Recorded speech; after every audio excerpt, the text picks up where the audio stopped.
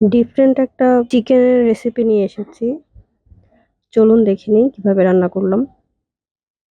চিকেনের মধ্যে আমি ১ চা চামচ করে গোলমরিচ, শুকনা মরিচ, মরিচের গুঁড়ো, লেবুর রস, আদা রসুন বাটা ১ চা চামচ আর লবণ দিয়ে ভিজিয়ে রেখেছিলাম। তারপরে এটাতে আমি দিয়েছিলাম আরো ডিমের সাদা অংশ, ২ চা চামচ কর্নফ্লাওয়ার মেখে প্রায় ১ ঘন্টার মতো মেরিনেট করে রেখেছি। একটি প্যানে তেল দিয়ে মিডিয়াম টু হাই হিটে ভেজে নিতে হবে এপিট ওপিট করে। প্রায় ১০ মিনিটের মতন আমি ভেজে নিয়েছি কারণ চিকেনের সাইজগুলি বড় ছিল। তো চিকেন ভাজা হয়ে গিয়েছে, উঠিয়ে নিচ্ছি। আরেকটা প্যানে আমি বাটার দিয়েছি ২ টেবিল চামচ আর ১ টেবিল চামচের মতো রসুন কুচি, আদা কুচি দিয়ে এখানে ক্যাপসিকাম দিয়েছি, পেঁয়াজ, গাজর দিয়ে কিছুক্ষণ নেড়েচেড়ে ভাজা চিকেনটা দিয়ে দিলাম।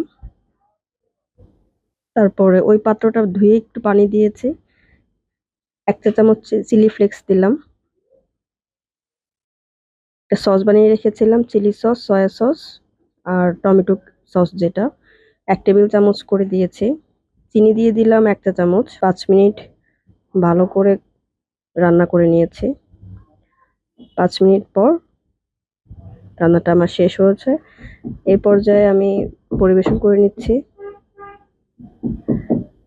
অনুরোধ থাকবে চিকেনটা একবার বাসায় রান্না করে দেখবেন। খুবই মজা হয়েছে। উপরে কিছুটা ধনিয়া পাতা দিয়ে দিলাম। আর ফ্রাইড রাইসটা বাইরের ছিল। এই ফ্রাইড রাইসের সাথেই চিকেনটা খেয়েছি। খুবই ভালো হয়েছে। আজকে এ পর্যন্তই। সবাই ভালো থাকবেন। আল্লাহ হাফেজ।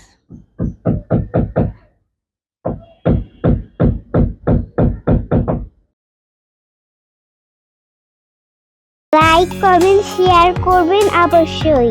Thank you.